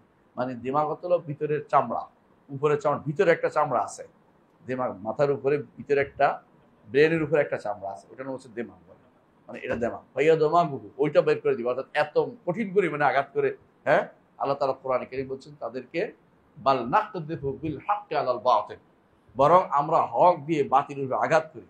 ভাইয়া দমাগু ফাইজা হুয়া জাহিদ, এ যখন এটা দেখা যায় ওই বেটার বাঁচে না। কোনো ব্যক্তির মাথার ওইটা দেখা গেলে খুলির উপর এটা বাঁচে, এই জন্য ফাইজা হুয়া জাহিদ, এটা চলে যাবে। আল্লাহ বলছেন যে হক দিয়ে বাতিল উপরে এত আঘাত করে যেটা চলে যায়। আমরা আমাদের কোরআন এবং সুন্নাহর বিধান দিয়ে, আয়া দিয়ে, নস দিয়ে আমরা বাতিলকে সেভাবে আঘাত করে আমরা সেটাকে তাড়িয়ে দেব ইনশাআল্লাহ। এটা মাথায় রাখতে হবে। এই জন্য এই বাতিলের মোড়ক দিয়ে এসে যদি কেউ বলে রসুলের কাছে সুপারিশ চাওয়া জায়েজ, তারা শিরিক করতেছে। রসুলের কাছে সুপারিশ চাইতে পারবেন না। সুপারিশ কার কাছে চাইবেন? আল্লাহর কাছে। আল্লাহকে কি বলবেন? আল্লাহ রসুলকে আমাদের জন্য সুপারিশকারী বানিয়ে দেন, কারণ চাওয়াটাই শিরিক। সুপারিশ চান আর দোয়া চান আর উদ্ধার চান একই কথা। চাওয়াটাই হচ্ছে শিরিক, চাওয়াটাই হচ্ছে ইবাদত। আর দোয়া হুয়াল ইবাদা, আর দোয়া হুয়াল ইবাদা, দোয়াটাই হচ্ছে ইবাদত, চাওয়াটাই হচ্ছে ইবাদত। আল্লাহ ছাড়া কারো কাছে চাইলে ইবাদত হয় কখন? যখন সেই ব্যক্তি অনুপস্থিত থাকে, দিতে সক্ষম নয়, কয়টা হচ্ছে? দুইটা। তিন নম্বর সে ব্যক্তি হ্যাঁ জীবিত নয়, বুঝে আসছে কথাটা? মৃত, তারপরে দিতে সক্ষম নয়, তারপরে অনুপস্থিত, ওর কাছে কিছু চাওয়াই হচ্ছে সেটা সুপারিশ হোক আর অন্য কিছু হোক, চাওয়াই হচ্ছে শিরক। এই জন্য বেদাতিরা উঠে পড়ে লাগে এটা বোঝানোর জন্য রসুল তো জীবিত। বুঝছেন কিনা? হায়াতুন নবী, বুঝছেন কথাটা? আমরা অবশ্যই রসুল হায়াতুন নবী, রসুলও কাফেরও কি আছে, একটা হায়াত আছে, নইলে আঘাত পাচ্ছে না, তারে আঘাত করতেছে না। যদি শুধু দুনিয়ার কেউ বলে না যে কাফের শুধু শরীরের উপর আঘাত হচ্ছে, রূহ এবং শরীর দুটোর উপর আঘাত হচ্ছে না। ইমানদারেরও কি আছে, যে কোনো ইমানদারের রূহ আছে, আর একজন শহীদেরও রূহ আছে, শহীদেরও জীবিত। আল্লাহ কোরআনে বলছে বালাহিয়া, জীবিত। তাহলে কি শহীদের কাছে চাইবেন না? জীবিত থাকার অর্থই চাওয়া না, ওই জীবন দুনিয়ার জীবন হচ্ছে আলাদা, বুঝে আসছে? ওই জীবন দুনিয়ার জীবন হচ্ছে আলাদা, সুতরাং ওই জীবনের সাথে আপনার দুনিয়ার জীবনের চাওয়া পাওয়া চলবে না। আপনি কি বুঝে আসছেন? দুনিয়ার জীবনে কেউ অনুপস্থিত, দুনিয়ার জীবনের জীবন নাই, এবং 3 নম্বর হচ্ছে অক্ষম, কারো কাছে কিছু চাইতে পারবেন না, এমন সুপারিশ চাইলেও শিরিক হবে। এই জন্য কেউ যদি রসুলের কাছে সুপারিশ চায়, সেই ব্যক্তি মুশরিক, আর মুশরিকের সমস্ত আমল বরবাদ। কথা বুঝছেন? হে ওলি আল্লাহর নাম ধরে আসুক, আর তথাকথিত কি নিয়ে আসুক, আপনাদের নাম কি বলেন? আইকন, আইডল, এবং যুবকদের জন্য অনেক কিছু, কি বলে এদেরকে, মোটিভেশনাল স্পিকার। আমি আশ্চর্য হয়েছি, কোথাও আমি যাইতাম, সেখানে ওনাকে নিয়ে আসার জন্য বড় ধরনের ইয়া করছে। আমি বললাম যে আমি কিচ্ছু বলবো না, আপনারা দেখেন, ভালো করে শুনে নেন। তারপরে তারা আল্লাহর রহমত থেকে দূরে সরে গেছে। এই মানুষগুলো যারা ডাকে, এরা বুঝে না যে এদের তো আকীদা শুদ্ধ নাই, এদের তো মানহাজে শুদ্ধ নাই। এরা হচ্ছে একদিকে আকীদাও শুদ্ধ, আরেকদিকে তারা যুবকদেরকে বিভ্রান্ত করতেছে। ওই দেখাবে কোথায়, মারামারি হানাহানি জায়গাটা দেখিয়ে দিবে। বুঝছেন তো কারা এরা? আপনি এদের পিছনে চললে কোনোদিনই হক পাবেন না, আপনাকে চলতে হবে ওলামাদের পিছনে। আলেম কেডা? আলেম হচ্ছে বিন বাস, আলেম হচ্ছে ইবনে উসাইমিন, আলেম হচ্ছে সালেহ ফাউজান, কথা বলছে, আলেম হচ্ছে আলবানী। আপনি দেখেন, এদের কথা শুনেন, তাহলে বুঝতে পারবেন হক কোথায় আছে। না হক থেকে বেরিয়ে এদের কথা শুনতে হবে আপনাকে। ওই তথাগত স্পিকারদের পিছনে আপনি ঘুরতে পারবেন না। এরা জাহেল, এরা দিন বুঝে না, এরা শরিয়া বুঝে না, এরা ওয়াসিলার অর্থ বুঝে না, সুপারিশের অর্থ বুঝে না। আল্লাহ বলছেন কুল লিল্লাহি শাফাআতু জামিআ, সমস্ত সুপারিশের মালিক কে? আল্লাহ। কে বলছে এটা? আল্লাহ নিজে বলছে। কখন বলছে? যখন বলছে যে আমরা এদের কাছে সুপারিশ চাই। আল্লাহ বলছে না, সুপারিশের মালিক তো আল্লাহ। মালিক আল্লাহ, বুঝছেন? আল্লাহ যাকে অনুমতি দিবে তিনি শুধু করবেন। এবং এই সুপারিশ হাসরের মাঠে 2 শর্ত হলে করা যাবে। একটা হচ্ছে কি, লোকটা শিরিক করে নাই, তার জন্য রসুল সুপারিশ চাইবেন। আপনিও চাইবেন আপনার বন্ধুর জন্য, শিরিক করে নাই কিন্তু শিরিক চাইয়া গেছে দুনিয়ার বুকে, সে কি করছে? সুপারিশ চাইয়া গেছে, সে কি করছে? শিরিক করে গেছে। তার জন্য কি রসুল সুপারিশ করবে না? ইমানদাররা করে, বন্ধু বান্ধব কেউ করবে না। ভয়াবহ বিপদ, বুঝতেছে না তারা। এই জিনিসটা আপনারা যত বুঝাইতে পারবেন, এটা ইমানের দায়িত্ব হচ্ছে এটা মানুষকে বুঝিয়ে দেয়া। প্রত্যেকটি মানুষ যে না, সুপারিশ আল্লাহ মালিক, তিনি সেদিন যাকে বলবেন তিনি শুধু সুপারিশ করবেন। এবং কখন করবেন? যাইয়া শুরু করে দিবেন সুপারিশ না, আল্লাহর কাছে গিয়ে সেজদায় পড়ে যেতে হবে আরশের নিচে। আল্লাহ বলবেন উঠান, মাথা উঠান, আপনি সুপারিশ করেন, কবুল করা হবে। এরকম প্রত্যেকটি প্রাণী। মুহাম্মদুর রাসূলুল্লাহ সাল্লাল্লাহু আলাইহি ওয়াসাল্লাম যেখানে টুক করছেন, আপনারা আরো বেশি কায়মানুকি সুপারিশ করতে হবে। সুপারিশ করবেন, সুপারিশ চাওয়ার পরে, অনুমতি হওয়ার পরে সুপারিশ চাইবেন। কি করবে? অনুমতি হওয়ার পরে, আর আল্লাহর সন্তুষ্টি থাকার পরে। কার উপরে? সুপারিশকারীর উপরে, সুপারিশকৃতের উপরে। সুপারিশকারীর উপরে সন্তুষ্ট হয়েছে, পার হয়েছে, বুঝছেন তো? কোন জায়গা? বেড়া পার হয়েছে, গোলসেরাত পার হয়ে গেছে, কামতারা পার হয়ে গেছে। এবারে আর কোনো ভয় নাই। এবার জান্নাত থেকে এসে কেউ সুপারিশ কথা বলবে, আমি আর আবার তার জাহান্নামে ফেরত দিবে না, এখন আমি যা পারি তা করি। যাইয়া বলবো যে আল্লাহ আমার বন্ধু নামাজ পড়তো, গিয়াস ভাই নামাজ পড়তো দেখতেছি, হ্যাঁ, তো দৌড়াইবে কে? সিদ্দিকী ভাই বলবো যে ওনারকে দেখতেছি না, আল্লাহ খুঁজে বের করো, তো ঠিক আছে তোমার অনুমতি দেওয়া হইলো, তখন খুঁজে বলতেছি আর কি। উনি হয়তো ওরা অনেকে আগে জান্নাত চলে যাবে, উদাহরণ দিচ্ছি। তো বলতে চাচ্ছি এটা যে এই যে সুপারিশের মাসলা অনেকে বসে আছে যে হ্যাঁ আমার জন্য আপনি সুপারিশ করেন না, এটা তো বলে আল্লাহকে বলো, আমাকে বলিও না, এটা শিক্ষা দিতে হবে। বুঝেছে কথাটা? যদি মনে করে যে সুপারিশ করবেন, চাইয়া বসছেন, শেষ, আপনি আর সুপারিশ পাবেন না কোনোদিন, কারণ আপনি শিরিক করে ফেলছেন। আপনি শিরিক করে ফেলছেন, আর যে শিরিক করে তাদের সুপারিশ হবে না কোনোদিনই। যে শিরিক চাইবেও না ওরা, আল্লাহ কোরআনে বলছেন যেদিন কোনো সুপারিশ হবে না, আল্লাহ কোরআনে বলে দিয়েছেন, বলেছেন না কোরআনে কারিমে, যেদিন কোনো সুপারিশ হবে না, কোনো সুপারিশ কথা বলছেন, কোনো সুপারিশ হবে না, আল্লাহ কোরআনে বলে দিয়েছেন। তাহলে বোঝা গেল যে এই সুপারিশে চাওয়া যাবে না, চাইতে হবে আল্লাহর কাছে। আল্লাহ অমুককে, ইমানদারদেরকে অথবা রসুলের সুপারিশ আমাকে নসিব করুন, এভাবে বলবেন। কিন্তু রসুলকে বলতে পারবেন না, বা অলিকে বলতে পারবেন না আপনি আমার জন্য সুপারিশ করবেন, কিন্তু ইয়া পাইছেন না, এটা একটা ওই বাংলাদেশের উকিলের জায়গা পাইছেন নাকি? এটা হচ্ছে এমন ময়দান, যে ময়দানে প্রত্যেকে কি করবে, প্রত্যেকে ভয়ে নিজে শেষ হয়ে যাবে। যতক্ষণ ভয় দূর না হচ্ছে, জান্নাতের জায়গা না যাচ্ছে, ততক্ষণ সুপারিশ করার সাহস করবেন। একমাত্র করবেন মুহাম্মদ রাসূলুল্লাহ সাল্লাল্লাহু আলাইহি ওয়াসাল্লাম। তিনি হাসরের মাঠেও করবেন, পরেও করবেন, তিনি দুই জায়গায় করবেন। তিনি সেদিন হচ্ছেন, সেদিনের বলতে পারেন সেদিনের ব্যক্তি হচ্ছেন তিনি বলেন আনা আল্লাহ, আমি এর জন্য, আমি এর জন্য। আর কেউ সেদিন, নবীরা সেদিন দাঁড়াবে না, বলে আমরা পারবো না। রব্বুল আলামিন যে রাগ হয়েছে, আজকে রাগ হয় আল্লাহ, তাই না? আজকে যে রাগ হয়েছে, হাদিসে ভেবে আছে ইন্না রাব্বাকুম কাদ গাদিবা গাদাবান, এমন ক্রোধ হয়েছে যে এর কোনোদিনে তো আগেও হন নাই, পরও হন নাই। আমরা কিছু বলতে পারবো না, কারণ যদি জিজ্ঞাসা করে আমি নিজেই নাই। শেষ পর্যন্ত মুহাম্মদ রাসূলুল্লাহ বলবেন যে আমি এর জন্য আসি। তারপর তিনি সুপারিশ শুরু করবেন না, কি করবেন? আর সে নিচে সেজদায় পড়ে যাবেন এবং আল্লাহর প্রশংসা করতে থাকবেন। এমন প্রশংসা করবেন, আল্লাহ খুশি হয়ে বলবেন যে আপনার মাথায় উঠান, আপনি বলুন, আপনার সুপারিশ গ্রহণ করা, সুপারিশ করুন, সুপারিশ গ্রহণ করা, এর আগে কেউ সুপারিশ করবে না। এমনকি রাসূলুল্লাহ সাল্লাল্লাহু আলাইহি ওয়াসাল্লাম সেদিন হাশরের মাঠে সুপারিশ করবেন। আর কোথায় সুপারিশ করবেন? আরো সুপারিশ করবেন তিনি কোথায়? যখন ফুলসিরাত পার হচ্ছে, তখন তিনি বলবেন সাল্লিম সাল্লিম আল্লাহুম্মা সাল্লিম সাল্লিম, আল্লাহ আমার উম্মত পড়ে যাচ্ছে, আপনি নিরাপদ করে দেন। ও তখনও সুপারিশ করবেন। কিন্তু এই সময় আর কেউ করবে না, এই সময় আর কেউ করবে না, তিনি শুধু। আর কোনো বর্ণনা ফেরেশতাদের কথা আছে, ফেরেশতারাও সব বলতে থাকবে সাল্লিম সাল্লিম, আল্লাহ নিরাপদ করে দিন। এই ছাড়া এই সময় আর কেউ, কোনো ব্যক্তি পক্ষে, কারণ সবাই এখন নিজের নফস নিয়ে আসে, নফসি নফসি নিয়ে সেদিন টানাটানি করবে। আপনি যারা মনে করতে হাসরের মাঠে জাহাজ নিয়ে আসে, জাহাজ না, কিসের জাহাজ? যে ব্যক্তি বলছে ওরা বলা দরকার যে আল্লাহকে ভয় কর, আল্লাহকে ভয় কর, তোর জাহাজ কিসে, কি জন্য আসবে হাসরের মাঠে? কি পানি? দেখি পানির জায়গা? ওখানে তো কাই, আটার কাই, জাহাজ ডুবি দেবে তো। আটার কাই বুঝছেন নি?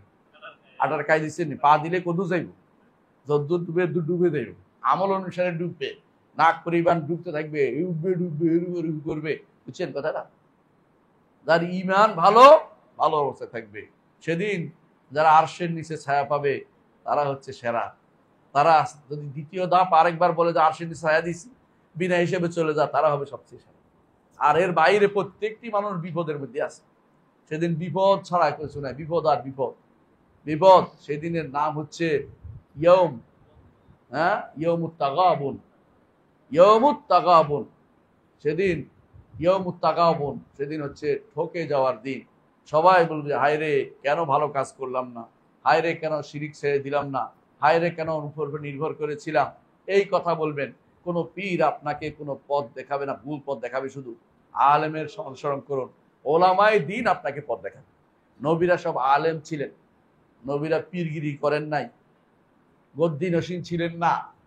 গদ্দি বলতে কিছু ছিল না, এগুলি শয়তানের কারসাজি ছাড়া কিছুই না। কোনো ব্যক্তি গদ্দি দখল করতে পারে না, এই জগৎ নাই, এটা শয়তানের জগৎ। কোনো পীরগিরি ইসলামে নাই, মোটেই নাই।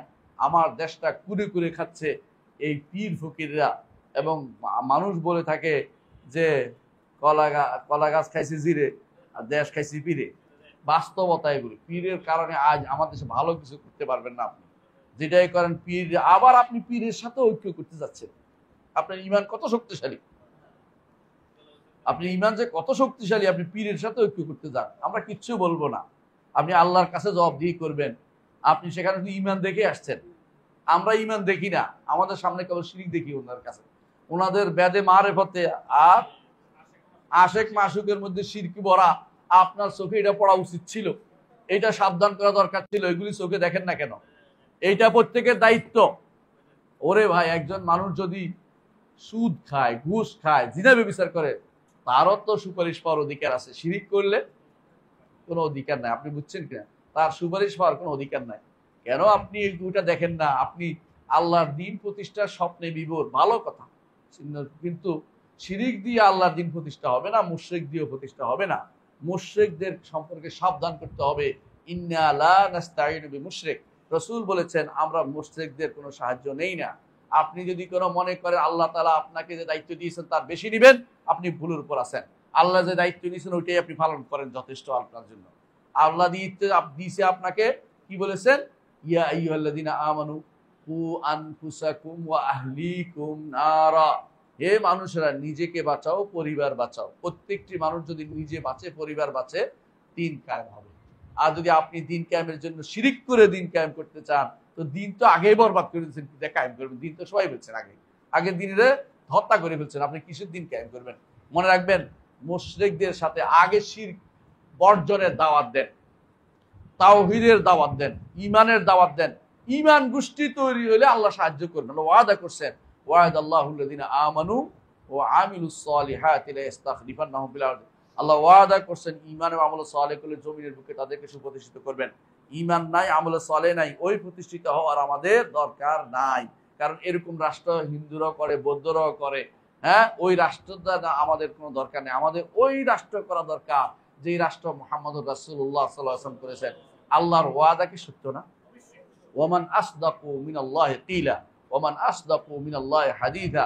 আল্লাহ তাআলা তার ওয়াদা সত্য করেন। আপনি শুধুমাত্র তাড়াতাড়ি করতেছেন, আপনার কাছে আল্লাহর দাওয়াত দিতে গেলে পিছিয়ে যাবে। যারা আকীদার দাওয়াত দেয় তারা ভুল করতেছে, যারা তাওহীদের দাওয়াত দেয় তারা ভুল করছে, যারা ঈমানের দাওয়াত দেয় তারা ভুল করছে। বরং কি করতে হবে? আগে রাষ্ট্র প্রতিষ্ঠা করতে হবে, পরে এগুলি দিয়া জোর করে পিটাইয়া বানাইতে হইব, এই আশায় বসে আছেন। এ হচ্ছে দুরাশা, এ হচ্ছে চরম হতাশা থেকে এগুলি বলছেন। আপনি ভুল করছেন, আপনি জানেন না, দাওয়াতের সিস্টেম জানেন না। আপনাকে জানতে হবে মুহাম্মদুর রাসূলুল্লাহ সাল্লাল্লাহু আলাইহি ওয়াসাল্লাম কোন পদ্ধতি দাওয়াত দিয়েছে। আপনাকে জানতে হবে শুধু মুহাম্মদ রাসূলুল্লাহ সাল্লাল্লাহু আলাইহি ওয়াসাল্লাম নয়, প্রত্যেক নবী দাওয়াত দিয়েছেন তাওহীদ দিয়ে। আপনার কাছে তাওহীদটা দাওয়াত বেশি হয়ে গেল কেন? আপনি লা ইলাহা ইল্লাল্লাহর অর্থ বুঝেন না, লা ইলাহা ইল্লাল্লাহর অর্থ আপনি বুঝেন না। আপনার কাছে ইলাহর অর্থ কি?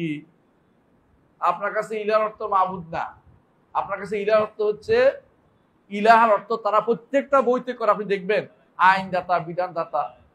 অত ইলার অর্থ তো আইনদাতা, বিধান, ক্ষমতাদাতা বা সার্বভৌমত্ব, এগুলি ইলার অর্থ না।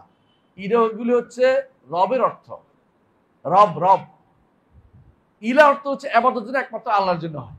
ইলা হচ্ছে মাবুদ, ইলা মাবুদ, উপাস্য। আপনি এইটা বলেন, ওইটাকে ইলা অর্থ বিকৃত করেন না। একটা বই আছে দেখবেন, হ্যাঁ, মুন্সি অনুবাদ করছে, মুন্সির নাম হচ্ছে জিয়াউর রহমান মুন্সি।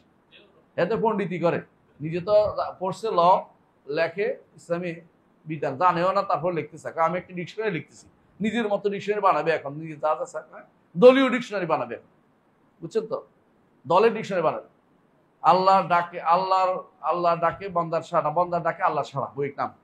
এটার মধ্যে লা ইলাহা ইল্লাল্লাহর যত জায়গা আছে সব জায়গায় অনুবাদ করছে আল্লাহ ছাড়া কারো কোনো শক্তি নাই, আল্লাহ ছাড়া কারো সার্বভৌমত্ব কোনো ক্ষমতা নাই, অধিকার নাই, ক্ষমতা নাই, এগুলো লিখছে। কোথাও ইলা অর্থ মাবুদ করে নাই। কারণ জানে যে রাসূলরা তো সার্বভৌমত্ব প্রতিষ্ঠার জন্য যুদ্ধ করে নাই, যুদ্ধ করছে কিসের জন্য? আল্লাহর ইবাদত প্রতিষ্ঠার জন্য। এইটা তো মানতে পারে না, তাহলে তো তাদের পুরো আমলটাই বিতর্কিত হয়ে যায়। আমি আপনাদের কাছে অনুরোধ জানাচ্ছি, কারোর বিরোধিতা উদ্দেশ্য না, দয়া করে বুঝার চেষ্টা করুন, রসুলদের মানহাজটা বুঝার চেষ্টা করুন, রসুলরা কি করেছেন সেই মানহাজে আসুন। আপনার লোক কম হইতে পারে, আল্লাহর কাছে আপনি প্রশংসিত হবেন। একজন নবী আসবেন, তার কাছে একজনও থাকবে না তার অনুসারী হাসরের মাঠে। কোন কোন নবী আসবেন, তার একজন অনুসারী, কোন কোন নবী আসবেন তার দুইজন, কোন তিনজন, কোন নবী আসবেন একদল, ছোট্ট গোষ্ঠী। নবীর কি অসুবিধা হবে? আপনি বেশি মানুষের প্রশংসা পাওয়ার জন্য, বেশি মানুষের সাথে নেয়ার জন্য চিন্তা করবেন না, আপনি চিন্তা করেন পিওর লোকদের সাথে নেয়ার জন্য। কোয়ালিটি দরকার কোয়ান্টিটির চেয়ে কোয়ালিটি দরকার। যেই কোয়ালিটির কারণে বদরের যুদ্ধে আল্লাহ সাহায্য দিয়েছেন, সেই কোয়ালিটি হলে এখনো আল্লাহ তাআলা আমাদের সাহায্য দিবেন। আপনি দাবি করেন যে আপনি 3 কোটি আহলে হাদিস আছেন, 3 কোটি যদি আহলে হাদিস হয়, বিশ্বাস করেন আল্লাহ সাহায্য করবে। আমি শিওর।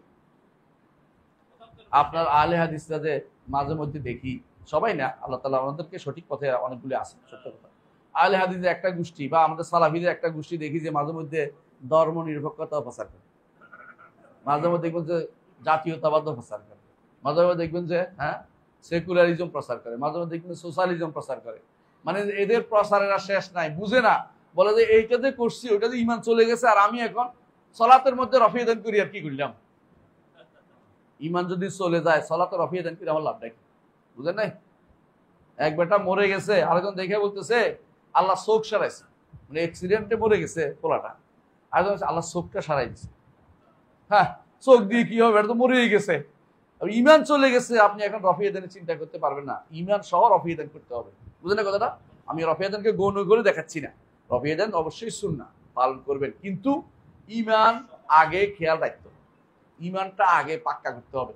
ইমান বাদ দিয়ে এটা করেন না। আপনার 3 কোটি যদি 4 কোটি যদি কোনো সালাফি যদি বাংলাদেশে থাকে, এই সালাফিদের যদি সালাফি করতে পারেন সত্যিকার অর্থে, অন্যরা অবশ্যই কি হয়ে যাবে? সোজা হয়ে যাবে। কিন্তু আমি তো এদেরকেও ঠিক করতে পারি না, এদেরকেও ঠিক করা জরুরি। হানাফিদের মধ্যে যে বড় ধরনের শিরিক আছে, এটা তো বলার বাইরে।